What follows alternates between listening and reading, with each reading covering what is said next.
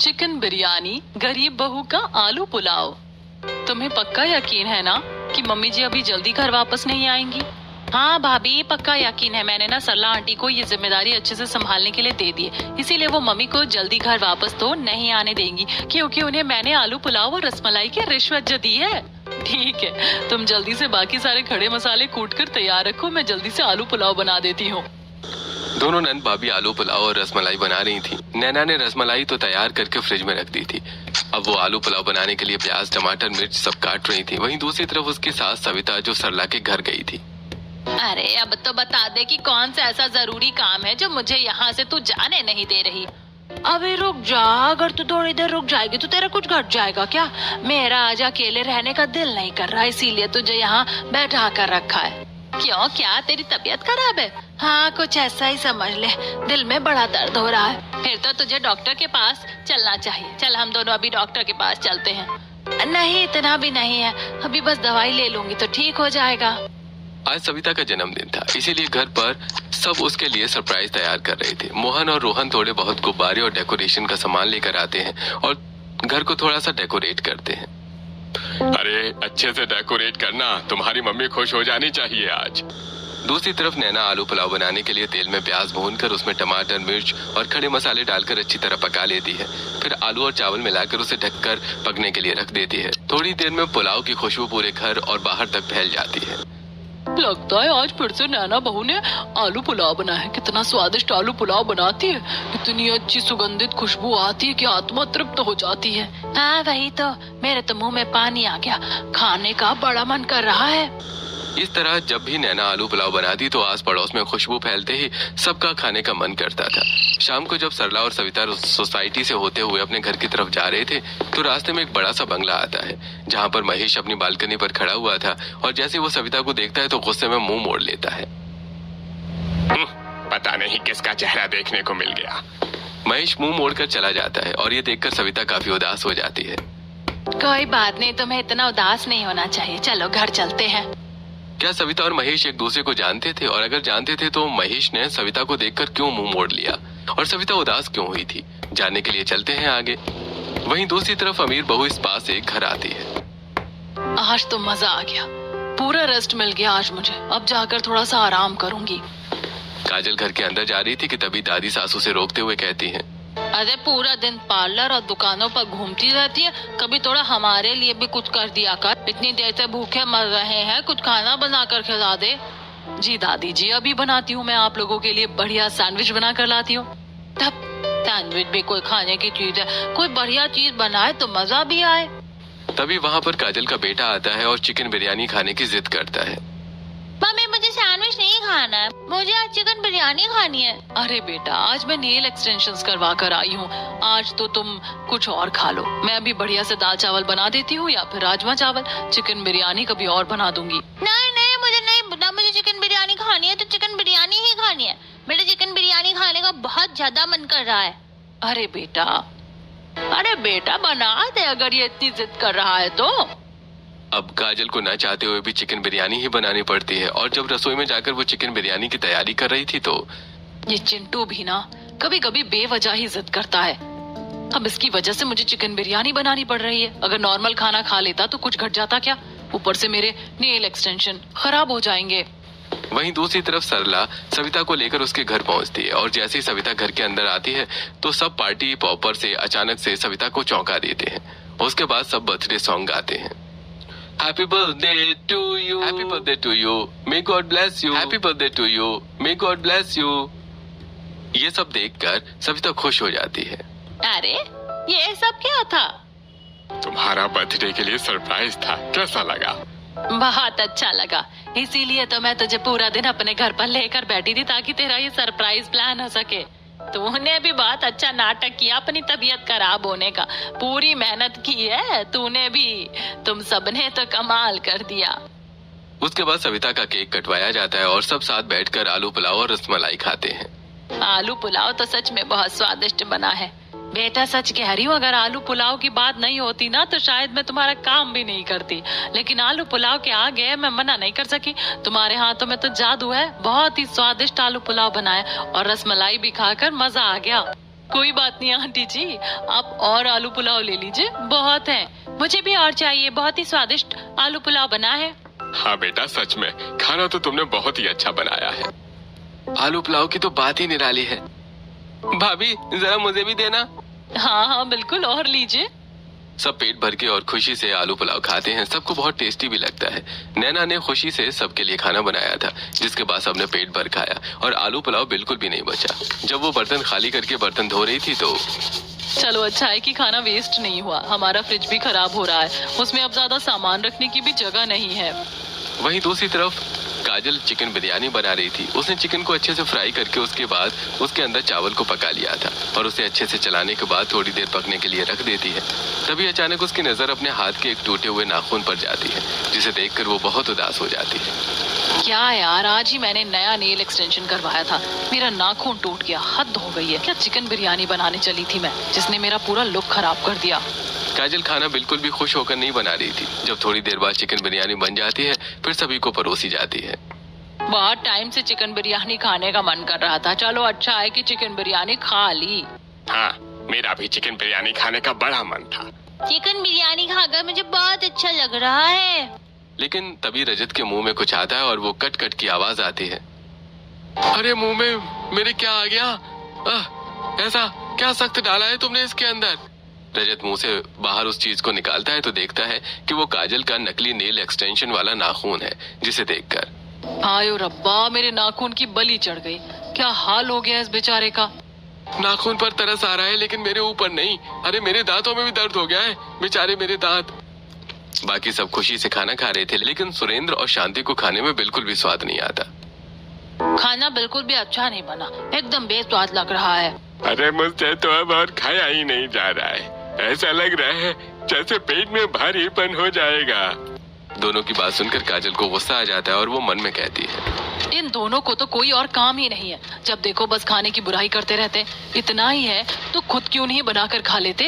यूं ही दिन गुजर रहे थे और वहीं दूसरी तरफ जब सविता कुछ दिन से काफी ज्यादा परेशान लग रही थी, तब रमेश उसकी परेशानी का कारण जानते हुए उसको कहता है, तुम इतनी ज्यादा उदास क्यों हो आजकल? किसने कहा? मैं तो उदास नहीं हूँ। तुम जानती हो ना कि तुम मुझसे झूठ नहीं बोल सकती। मैं तुम्हारी रग रग से वाकिफ हूँ। शायद मैं जानता भी हूँ कि तुम क्यों उदास हो। अभी कुछ दिन पहले तुम्हारा जन्मदिन था और अब हम यहाँ से घर खाली करने वाले हैं, तो इसीलिए तुम्हारे मन में भारीपन है कि सबसे मिल पाओगी या नहीं, खासकर उन्हें देख पाओगी या नहीं। नहीं जी, मेरी चिंता मत कीजिए, मैं बिल्कुल ठीक हूँ। इतने बरस हो गए, आज तक तो कुछ नहीं हुआ, तो अब क्या ही होगा। बस इतने सालों पुराना अपना घर छोड़कर जा रहे हैं, तो इसीलिए मन उदास है। तभी वहाँ रोहन और नैना भी आ जाते हैं। कोई बात नहीं मम्मी जी, पापा जी, हम यहाँ से ज्यादा दूर थोड़ी जा रहे हैं, बस इस सोसाइटी के बाहर ही तो जा रहे हैं। आपका जब भी मन करे तो आप यहाँ आ जाना। हाँ बेटा। चलिए माँ, टेम्पो वाला आ गया है, हमें थोड़ा बहुत सामान रखवाना है। उसके बाद सब टेम्पो में सामान रख लेते हैं और सारा सामान पैकिंग करके दूसरे घर में पहुंचा दिया जाता है। फिर शाम को जब शीला टहलने के लिए सोसाइटी के पार्क में आती है, तो वहीं पर उसकी एक पड़ोसन भी आई थी। और बताओ शीला बहन, सब कैसा है? सब एकदम बढ़िया, बस मजे में कट रही जिंदगी। तुम बताओ सब कैसा है? यहाँ भी सब एकदम बढ़िया है। अच्छा तुम्हें पता है कि सविता ने अपने परिवार के साथ बगल वाली सोसाइटी में घर शिफ्ट कर लिया और इस सोसाइटी को कल ही उन्होंने खाली कर दिया। अरे क्या तुमने भी किस मनहूस का नाम लेकर पूरा दिन खराब कर दिया मेरा? अगर जाती है तो जाने दो, अच्छा ही है कि यहाँ से चली गई। वैसे भी उसकी वजह से हमें कितनी मुसीबत का सामना करना पड़ा था। अब तो बहुत साल हो गए, अब तक उनकी बातों को लेकर बैठी हो क्या तुम? अच्छा चलो मैं चलती हूँ, मुझे काम याद आ गया। इतना कहकर शीला मुंह बनाकर वहाँ से उठ जाती है और अपना पल्ला झाड़ते हुए वहाँ से चली जाती है। वहीं दूसरी तरफ नैना आज टिफिन में आलू पुलाव पैक करके दोबारा इस सोसाइटी में जा रही थी और वहीं पर बच्चे क्रिकेट खेल रहे थे। अरे राजू, तू भी कैसी धीरे बॉलिंग करा रहा है, जरा तेज बॉल करा ना। उसके बाद राजू चिंटू को तेज बॉल फेंकता है और चिंटू जब बैट से बॉल को मारता है तो वो एकदम से जाकर नैना को लग जाती है। नैना गिरते गिरते बचती थी और उसके हाथ से आलू पुलाव गिरते हुए बचा था। बच्चों तुम दोनों कैसे खेल रहे हो? तुम्हें पता था ना कि मैं यहाँ सामने से आ रही हूँ, तो तुम 2 मिनट रुक नहीं सकते थे? दोनों बच्चे सहम जाते हैं और नजरें झुकाकर खड़े हो जाते हैं। तभी अंदर से काजल पर्स लेकर और गॉगल्स लगाकर तैयार होकर आती है। देखो बच्चों, अगर किसी को जोर से लग जाती है और कुछ नुकसान हो जाता है तो कितना गलत होता। तुम्हें खेलने से मनाही नहीं है, लेकिन जरा ध्यान से खेलो। नैना को बच्चों को समझाते हुए देखकर काजल भड़क जाती है और उसके पास आकर कहती है, तुम्हारी इतनी हिम्मत कि तुम मेरे बच्चे को डांट रही हो। देखिए, मैं बच्चों को डांट नहीं रही, मैं उन्हें समझा रही हूँ। अगर हम उनकी गलती के लिए बच्चों को डांटेंगे नहीं और नहीं समझाएंगे तो वो गलतियाँ दोबारा करेंगे। मैं यहाँ से गुजर रही थी और मुझे बहुत जोर से बॉल लग गई। इसकी जगह कुछ और भी नुकसान हो सकता था। तुम कोई नहीं होती हो मेरे बच्चों को कुछ भी बोलने वाली। जो कुछ भी है मैं खुद संभाल लूंगी। और फिर बच्चे खेल रहे थे, तुम्हें बीच में आना जरूरी था क्या? इस तरह नैना को भी गुस्सा आ जाता है। कमाल की औरत हो तुम। गॉगल्स लगाए हैं, लगता है इसीलिए कुछ दिख नहीं रहा है कि मैं बस बच्चों को समझा रही थी। ध्यान से देखने की कोशिश करोगी तभी कुछ समझ आएगा। और मेरे पास इतना फालतू टाइम नहीं है जो मैं तुम्हारे मुंह लगूंगी। हटो। नैना समझ गई थी कि काजल से बात करने का कोई फायदा नहीं है, इसीलिए वो ऐसा कहकर वहां से चली जाती है। लेकिन उसके लंच से बहुत अच्छी खुशबू आ रही थी। इसके बाद चिंटू काजल को कहता है, मम्मी आंटी के टिफिन से कितनी अच्छी खुशबू आ रही थी। आखिर उनके टिफिन में क्या था? क्या चिकन बिरयानी थी या फिर मटन बिरयानी थी? क्या था? चुप करो, घर के अंदर जाओ, बहुत खेल लिया। काजल गुस्सा होकर गाड़ी में बैठकर वहां से चली जाती है और सीधा पार्लर पहुंचती है। जी मैम, आज क्या करना है? जरा मेरे सिर की अच्छे से चंपी कर देना, आज मेरा माथा गर्म है। इस तरह काजल पार्लर में जाकर अपनी मालिश करवाती और वहीं दूसरी तरफ शीला भी दूसरे पार्लर में गई हुई थी, जहां पर घर पर सुरेंद्र और शांति बिल्कुल अकेले थे। इसीलिए कह रही थी काम वाली लगा दो, घर पर कोई नहीं है और हम यहाँ भूखे मर रहे हैं। अरे काम वाली लगाने से भी क्या होगा? अगर लगवा ली तो उसके बाद सब बिल्कुल ही फ्री हो जाएंगे। और अभी जो मुश्किल से घर में हमारे साथ आधा 1 घंटा बैठने को मिलता है वो भी नहीं मिलेगा। किसी को हमारी कुछ पड़ी ही नहीं है। सब अपने अपने घूमने फिरने में व्यस्त रहते हैं और कोई परवाह तक नहीं करता। सुरेंद्र और शांति अक्सर घर पर अकेले रहते थे, जिसकी वजह से उनका दिन कटना भी बहुत मुश्किल हो जाता था। नैना अपनी पड़ोसियों को आलू पुलाव देने गई थी। तुम खास हमारे लिए आलू पुलाव लेकर आई, बड़ा मजा आया। अब मैं बढ़िया मजे से आलू पुलाव खाऊंगी। पहले जब तो यहाँ रहती थी और कुछ भी बनाती तो खुशबू से हमारा भी मन खुश हो जाता था। इतनी अच्छी खुशबू आती थी। अब तुम चली गई हो तो सूना सूना लगता है। कोई बात नहीं काकी, ज्यादा दूर थोड़ी गए, थोड़ी ही दूरी पर घर है, आप जब चाहे आ सकते हैं। उसके बाद नैना घर वापस आ जाती है और घर आने के बाद वो देखती है कि शाम को रोहन काफी थका हुआ घर वापस आता है। आजकल देख रही हूँ कि आप ऑफिस से थोड़ा लेट आ रहे हैं। आखिर इतना क्या काम हो रहा है? तुम्हें तो पता ही है कि मैं अभी फ्रेशर हूँ और वहाँ पर भी न्यू भी हूँ, इसीलिए सब फायदा उठाते हैं और मुझसे सारा काम करवाते हैं। मेरा सीनियर तो बहुत बेकार है, अपना काम भी मुझसे करवाता रहता है। ये तो बहुत ज्यादा गलत बात है। आपको ऐसा नहीं करना चाहिए। आपको उसके खिलाफ आवाज उठानी चाहिए। तुम तो जानती हो कि आवाज उठाने का कोई फायदा नहीं होगा। बेवजह काम से निकाल देंगे और फिर कहीं दूर जाकर नौकरी ढूंढनी पड़ेगी और फिर कुछ समय घर में खाली बैठना होगा। खर्च भी तो कितने हैं। लेकिन अगले हफ्ते आपके एग्जाम है, आपने कुछ तैयारी की है? पढ़ने का टाइम ही नहीं मिल पाता। आपको पढ़ना चाहिए। अगर आप पढ़ेंगे तो कल को बड़ी पोस्ट के लिए भी अप्लाई कर सकते हैं और फिर इतनी मेहनत नहीं करनी होगी। चलिए अभी हाथ मुंह धो लीजिए और फिर मैं सबके लिए खाना लगा देती हूँ। रोहन नहाने चला जाता है और उसके बाद नैना सबके लिए खाना लगाती है। उसने आज खाने में घिया कोफ्ते और साथ में कच्चे आम की चटनी बनाई थी। सच में बहू, तुम्हारे हाथों में सच में जादू है। कितना स्वादिष्ट खाना बना है। हाँ भाभी, खाना खाकर मजा आ गया। अच्छा खाना खाकर ही तो पॉजिटिव एनर्जी मिलती है।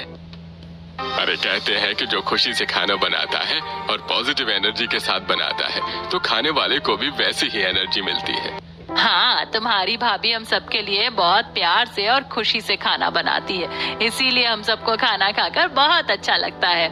सब नैना के खाने की बहुत तारीफ करते थे और अब वो जिस मोहल्ले में रह रहे थे वहाँ पर भी नैना खाना बनाती तो बाहर तक खुशबू आती थी।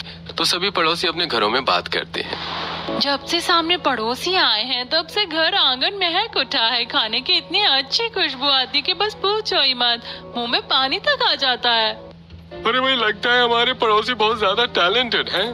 वहीं दूसरी तरफ काजल बिल्कुल भी मन लगाकर खाना नहीं बनाती थी। आज उसने खाने में राजमा चावल बनाए थे। सब खाना खाते हैं लेकिन लगता है बहू तुम बिल्कुल भी मन लगाकर खाना नहीं बनाती। खाने में बिल्कुल भी स्वाद नहीं आता। अरे हाँ, और ऊपर से मन भी बिल्कुल खुश नहीं होता, पेट भी भारी हो जाता है। काजल को गुस्सा आता है। अगर ऐसा ही है दादाजी दादी जी, तो आप दोनों घर में काम वाली क्यों नहीं लगा लेते? क्योंकि मुझे तो खाना बनाना बिल्कुल भी नहीं आता। अरे बहू, मुझे भी लगता है कि काम वाली लगवानी चाहिए क्योंकि तुम्हारे हाथों में बिल्कुल स्वाद नहीं लगता। काजल का और मुंह बन जाता है और मुंह फुलाकर वहां से चली जाती है। शाम को सुरेंद्र के पेट में दर्द हो जाता है और वो गैस का कैप्सूल खाता है। हर रोज गैस का कैप्सूल खाकर अगर खाने को पचाना है तो फिर खाना खाने का क्या ही फायदा। परेशान हो। खाना एकदम उबला हुआ था जिसमें बिल्कुल भी स्वाद नहीं था। मैंने कितनी बार कहा है कि रात को राजमा न बनाया करें, लेकिन नहीं, वही करना है जो हम करने से मना करेंगे। वहीं दूसरी तरफ गरीब बहू के परिवार में जब अगले दिन नैना खाना बना रही थी और खाना बनाकर वो बाहर आती है तो उसके पड़ोसन पायल मिलती है। अरे पायल जी, कैसी हैं आप? हम एकदम बढ़िया हैं और आपके आने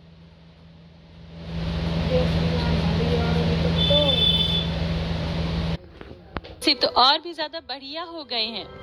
इस बात पर नैना हंसती है और मुस्कुराते हुए कहती है, अच्छा जी, लेकिन ऐसा क्या हुआ? आप जब से आई हैं अपने खाने से आप सिर्फ अपने घर को ही नहीं पूरे मोहल्ले को ही महका देती हैं। कई बार तो सच कहूँ मुंह में पानी आ जाता है, मन करता है कि आपके हाथ का खाना खाकर ही देख लें। अगर ऐसा है तो आप हमारे घर पर खाना खाने क्यों नहीं आ जाती? हम आना तो चाहते हैं लेकिन हर रोज आएंगे तो आपको भी परेशानी होगी।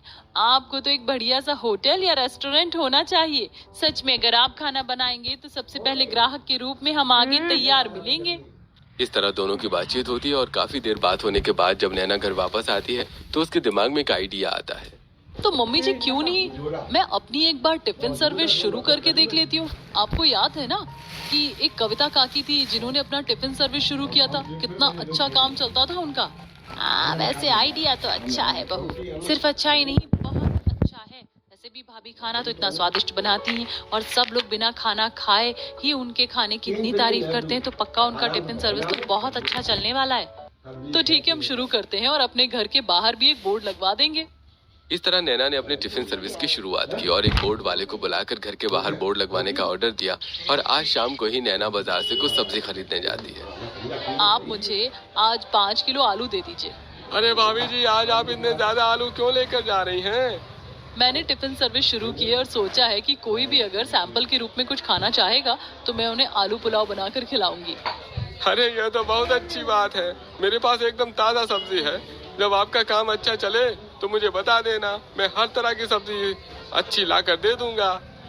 एक तरफ नैना सब्जी खरीद कर घर वापस आती है तो वहीं दूसरी तरफ काजल अपने पति और बेटे के साथ शॉपिंग में बिजी थी। इस मॉल में तो बहुत अच्छी ड्रेस मिल रही है, सारे कपड़े खरीदने का मन कर रहा है। हम इतना कुछ नहीं खरीद सकते, तुम जानती हो ना कि दादाजी की नजर हमारे ऊपर ही रहती है। अगर उन्हें पता चला कि हम ज्यादा पैसे बर्बाद कर रहे हैं तो बिजनेस के मामले में गड़बड़ हो सकती है। बस इसीलिए तो चुप रहती हूँ। अब तो दोनों बूढ़े हो गए, उन्हें रिटायर हो जाना चाहिए। वहीं दूसरी तरफ शीला और महेश भी घर से बाहर ही थे। महेश कंपनी में काम कर रहा था और उसके बाद अपने दोस्तों के साथ एंजॉय करता है और शीला भी किटी पार्टी में बिजी थी। सब रात को घर लेट आते हैं। अरे ये घर थोड़े है, इसे तो चिड़ियाघर बना रखा है। भला रात को इतनी लेट भी कोई घर आता है? दादाजी, आपको काम नहीं है लेकिन हमें तो काम है ना। हम घर के लिए जरूरत का सामान खरीदने गए थे। दिन में कंपनी का काम करना पड़ता है और शाम को ही सारे घर के काम निपटाने होते हैं। पौधा बहू, तुम्हें हमें समझाने की जरूरत नहीं है कि कौन सा काम कैसे होता है और कैसे नहीं। हम भी अपनी जवानी के दिनों से काम करते आए हैं, बिना काम करे नहीं। हमने इतनी बड़ी कंपनी खड़ी करके तुम्हें दे दी है। अब जबान पर ताला लगाओ और जल्दी जल्दी हाथ चलाकर हमारे लिए खाना बनाओ। हमने चिकन मंगा रखा है बेटा, हमारे लिए तो चिकन बिरयानी बना देना। अरे आज मेरा भी चिकन बिरयानी खाने का मन कर रहा है। चिकन बिरयानी के साथ मलाई चिकन और नान भी बना देना। सबकी फरमाइशें सुनने के बाद तो काजल का मुंह बन जाता है, लेकिन फिर भी उसे रसोई में खाना बनाने जाना पड़ता है और वो रजत को इशारे से वहाँ बुलाती है। सुनो ना, मैं आज बहुत थक गई हूँ। मेरा आज खाना बनाने का बिल्कुल भी मन नहीं कर रहा। देखो तो जरा, क्या चिकन बिरयानी ऑनलाइन मिल सकती है? रजत ऑनलाइन आसपास के होटल पर चेक करता है तो उसे सिर्फ मलाई चिकन और नान मिलता है। अभी तो मुझे कहीं से भी चिकन बिरयानी नहीं मिल रही है और मलाई चिकन और नान को आने में भी काफी समय लग जाएगा, क्योंकि अब काफी रात हो गई है तो आसपास के होटल बंद हो गए हैं। अरे यार, मेरे साथ ही ऐसा क्यों होता है? ऐसा नहीं होना चाहिए था। अब मुझे चिकन बिरयानी बनानी पड़ेगी। काजल बहुत ज्यादा परेशान हो रही थी और उसका खाना बनाने का बिल्कुल भी मन नहीं कर रहा था, इसीलिए वो बेमन से चिकन बिरयानी बना रही थी और मलाई चिकन और नान तो उन्होंने बाहर से ऑर्डर कर दिया था। जल्दबाजी में चिकन बिरयानी कच्ची पक्की ही बनती है और जब सबके सामने खाना परोसा जाता है तो चिकन बिरयानी खाकर सबका मुंह बन जाता है। मम्मी, चिकन बिरयानी बिल्कुल भी अच्छी नहीं है, इससे अच्छी तो होटल की थी। जैसी बनी है चुपचाप खा लो, ज्यादा नखरे मत किया करो। बच्चे को डांटने का क्या फायदा, सच्ची तो बोल रहा है। इसमें तो बिल्कुल भी स्वाद नहीं है। और मलाई चिकन और डाल दो, आज बहुत ही स्वादिष्ट बना है, खाने में अच्छा लग रहा है। अरे हाँ, ऐसा लग रहा है कि जैसे कि बाहर से खाना मंगवाया हो। अभी हम बाहर से खाना कैसे मंगवा सकते हैं दादाजी, मैंने ही बनाया है खास आपके लिए। अक्सर काजल खाना बनाने में इस तरह नखरा किया करती थी। सुरेंद्र और शांति की तबीयत ठीक नहीं रहती थी, लेकिन कोई भी उन्हें टाइम नहीं देता था। वहीं दूसरी तरफ नैना की भी टिफिन सर्विस शुरू हो गई थी और आज उसने भरमा बैंगन के साथ भरमा भिंडी और रोटी बनाकर पहला टिफिन पहुंचाया था। अरे खुशबू तो बहुत अच्छी आ रही है। जी खाना अच्छा लगे तो मुझे रिव्यू जरूर देना। इतना कहकर नैना वहां से चली जाती है और जब वो लड़का खाना खाता है तो उसे बहुत टेस्टी लगता है। इस तरह अब धीरे धीरे नैना के ऑर्डर बढ़ते जा रहे थे। अरे भाभी जी, पूरे मोहल्ले में फेमस हो रही हैं आप। हर कोई बस आपका ही जिक्र कर रहा है। आपका आइडिया तो सच में कमाल है भाभी। इस तरह दिन गुजरते रहे। एक दिन नैना आलू पुलाव का टिफिन देने अपनी पुरानी सोसाइटी गई। वहां उसने देखा कि सुरेंद्र सीने पर हाथ रखे पसीने से लथपथ बैठे हैं। उनकी हालत देखकर नैना बिना देर की ऑटो से उन्हें तुरंत अस्पताल ले जाती है। डॉक्टर साहब, ये बिल्कुल ठीक तो है ना? हाँ, बिल्कुल ठीक है। बस इनके दिल में थोड़ी सी गैस भर गई थी, इनके सिर में भी चढ़ गई थी, इसीलिए ऐसा हुआ। लगता है इन्होंने सुबह से कुछ नहीं खाया है। आप इन्हें जल्दी से कुछ खिला दीजिएगा। डॉक्टर की बात सुनकर नैना बाहर आती है। डॉक्टर ने सुरेंद्र को दवाई दे दी थी, लेकिन सुरेंद्र को बहुत भूख लगी थी, इसलिए नैना अपना टिफिन उन्हें दे देती है। आप इसे खा लीजिए। अरे नहीं बेटा, मैं घर जाकर कुछ खा लूंगा। तुम्हें परेशान होने की जरूरत नहीं है। सुरेंद्र जैसे ही खाने से मन करता है वैसे उसके पेट से गुड़गुड़ की आवाज आ जाती है। कोई बात नहीं दादाजी, आप खाना खा लीजिए। सुरेंद्र जैसे ही नैना के हाथ के बने हुए आलू पुलाव खाता है तो वो उसे बहुत ज्यादा अच्छा लगता है। बेटा, मैं तुम्हें बता नहीं सकता कि मुझे कितनी खुशी हो रही है। तुम्हारे हाथ का खाना तो सच में बहुत स्वादिष्ट है। इतना स्वादिष्ट खाना तो बहुत अरसा हो गया मुझे खाए हुए। शुक्रिया दादाजी। अब से आपका जब भी खाना खाने का मन करे आप मुझे बता सकते हैं, मैं आपके लिए वही बना दूंगी। इस तरह नैना और सुरेंद्र की दोस्ती हो जाती है और यूं ही दिन गुजर रहे थे। कुछ दिन बाद काजल का फिर से खाना बनाने का मन नहीं करता और वो सभी से बाहर जाकर खाना खाने की जिद करती है। आज मेरी तबीयत ठीक नहीं है, हमें बाहर जाकर खाना खा लेना चाहिए। हाँ ठीक है, बढ़िया रेस्टोरेंट में जाकर खाना खा लेंगे। बाहर का खाना ज्यादा नहीं खाना चाहिए। तो हम कौन सा हर रोज खाते हैं दादाजी, एक दिन में तो कुछ नहीं होता। इस तरह काजल जिद करती है और आज उन्हें बाहर जाकर रेस्टोरेंट में ही खाना खाना पड़ता है। सब अपनी अपनी पसंद का खाना खाते हैं और चिंटू अपनी पसंद की चिकन बिरयानी मंगवाता है। जब वो चिकन बिरयानी खाता है तो मम्मी देखो, इन्होंने आपसे भी ज्यादा टेस्टी चिकन बिरयानी बनाई है, मजा आ गया। चुप हो जा वरना यहीं पर एक चमाट लगाऊंगी और बिरयानी भी छीन लूंगी। उसके बाद चिंटू चुपचाप खाना खाता है। वहीं दूसरी तरफ नैना अपने टिफिन सर्विस देने जाती थी और कई बार उसकी सुरेंद्र से मुलाकात हो जाती थी। आज वो सुरेंद्र के लिए आलू के पराठे लेकर आती है। बेटा, मेरी पत्नी का भी तुम्हारे हाथ का खाना खाने का बड़ा मन करता है। क्या मैं उसे घर लेकर जा सकता हूँ? हाँ बिल्कुल दादाजी। सुरेंद्र टिफिन लेकर घर आता है और जब शांति को खाना खिलाता है तो वो भी बहुत खुश हो जाती है। आपने तो बिल्कुल सच कहा था, ये बच्ची तो बहुत ही स्वादिष्ट खाना बनाती है। आज से पहले मैंने भी इतना स्वादिष्ट खाना कभी नहीं खाया जितना आपने बताया है। ये बच्ची सच में बहुत प्यारी है।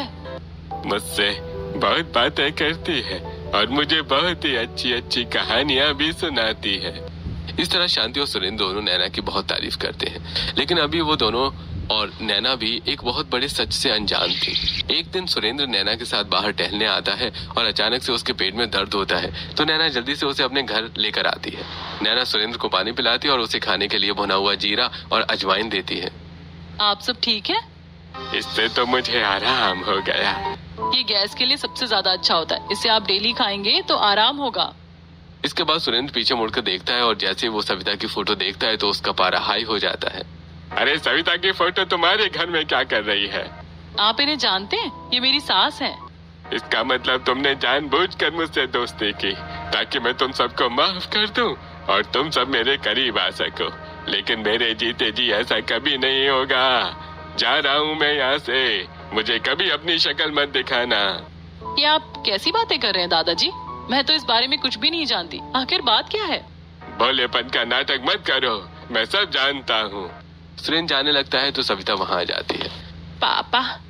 सुरेंद्र सबको इग्नोर करके गुस्से में घर जाता है और शांति को सब बताता है।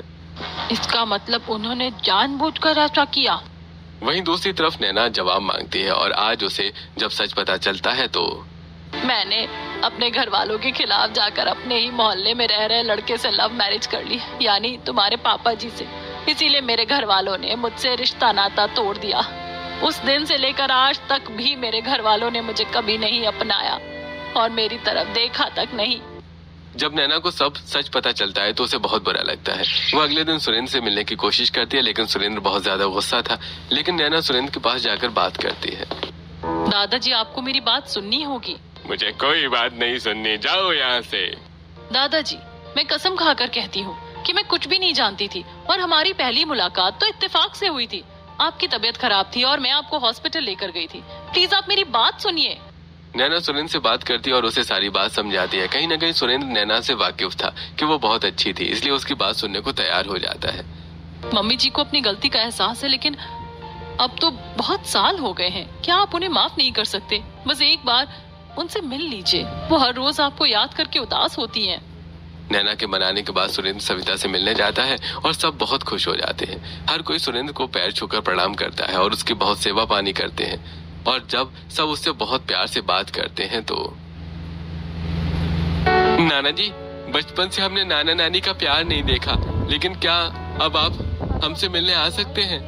ये बात सुनकर सुरेंद्र चुप हो जाता है, लेकिन वो मान जाता है कि सबका व्यवहार अच्छा देखकर ही सुरेंद्र का दिल पिघला था। नैना की वजह से आज सुरेंद्र मान गया था और सुरेंद्र को जो प्यार कभी अपने परिवार से नहीं मिला था, वो एक दिन में उसे अपनी बेटी के परिवार से मिला। इसलिए अगले दिन उसने अपने परिवार वालों के सामने एक फैसला लिया। अब मैं इस प्रॉपर्टी में अपनी बेटी का नाम भी जोड़ रहा हूँ। अब वो भी इस घर में रहेगी। बिल्कुल नहीं, उसने हमारे इतने साल पहले नाक कटवाई थी और पूरे मोहल्ले में हमारी थू थू हुई थी। हम उसके साथ बिल्कुल नहीं रहेंगे। अरे ये मेरा आखिरी फैसला है। अगर ऐसा है तो वो इस घर में रहेगी या फिर हम। अरे इस घर में वो ही रहेगी, ये मेरा फैसला है। महेश और शीला तो इस चीज के बिल्कुल खिलाफ है, इसलिए वो घर छोड़कर जाने के लिए तैयार हो जाते हैं। लेकिन काजल को गुस्सा आता है। हम अपना घर छोड़कर क्यों जा रहे हैं? पापा का कहना है कि हमारी भी कुछ सेल्फ रिस्पेक्ट है और हम घर छोड़कर जाएंगे तो दादाजी अपने आप उन्हें छोड़ देंगे। हम अपनी प्रॉपर्टी क्यों शेयर करेंगे? वो सब बंगला छोड़कर चले जाते हैं और जब ये बात सविता को पता चलती है तो वो भी बंगले में आने से मना कर देती है। पापा मम्मी, आप दोनों चलिए हमारे घर, लेकिन मैं अपने भाई का अधिकार नहीं छीन सकती और मुझे इस बंगले में नहीं रहना। उनके खिलाफ जाकर मुझे यहाँ नहीं रहना। सुरेंद्र देखता है कि सविता और उसके परिवार वालों को कोई भी लालच नहीं है, जबकि उसका बेटा बहू और पोता, उसकी पोता बहू भी उनसे सिर्फ पैसों की वजह से ही बात करते थे। इसलिए सुरेंद्र एक और अहम फैसला लेता है और वो एक बहुत अच्छी जगह सुंदर सा घर लेता है। और अरे कम से कम इस घर में तो रह सकते हैं। मैं अपनी प्यारी बहू नैना का बिजनेस शुरू करवाना चाहता हूँ। उसके हाथों में जादू है, उसके पास काबिलियत है, इसका भविष्य बहुत अच्छा हो सकता है। घर वाले इन सब चीजों के लिए वही मना करते हैं, लेकिन आखिर में वो मान जाते हैं। और जब महेश और उसके परिवार को पता चलता है कि कोई भी बंगले में नहीं रह रहा तो वो वापस बंगले में रहने आते हैं, जहाँ पर सविता सुरेंद्र और शांति का सामान पैक करवा रही थी। दादाजी, आपको उनके साथ जाने की क्या जरूरत है? आप हमारे साथ रहिए। चिंता मत करो बेटा, तुम्हारे हिस्से की आधी प्रॉपर्टी तुम्हें मिल जाएगी। लेकिन मुझे अब पता चला है कि परिवार क्या होता है और असली खुशी क्या होती है। अब से हम अपनी बेटी और उसके परिवार के साथ रहेंगे। तुम सब यहाँ आराम से अपने हिसाब से रह सकते हो। कम से कम हमें यहाँ पर घर में अकेले रहकर दीवारों को तो नहीं देखना होगा। हम अब असली घर में जा रहे हैं, जहाँ परिवार वालों के साथ खुशियाँ मिलती हैं। ऐसा कहकर सब वहाँ से चले जाते हैं। महेश और शीला को तो इस बात का दुख था कि उन्होंने अपने माता पिता के साथ क्या किया, लेकिन काजल और रजत तो सिर्फ प्रॉपर्टी के पीछे थे। उन्हें प्रॉपर्टी मिलने के बाद बस यही दुख था कि उन्हें आधी प्रॉपर्टी ही क्यों मिली। वहीं दूसरी तरफ घर में सब खुश थे। बेटा, चिकन बिरयानी से भी ज्यादा अच्छा तुम्हारा आलू पुलाव है। जरा आलू पुलाव बनाकर खिला दो। बिल्कुल नानी माँ, मैं अभी आपके लिए आलू पुलाव बनाकर लाती हूँ। नैना सभी को खुशी से आलू पुलाव बनाकर खिलाती है और सुरेंद्र की मदद से नैना अपना एक छोटा सा रेस्टोरेंट भी खोलने की तैयारी करती है। इस तरह पूरा परिवार खुशी खुशी रहता है।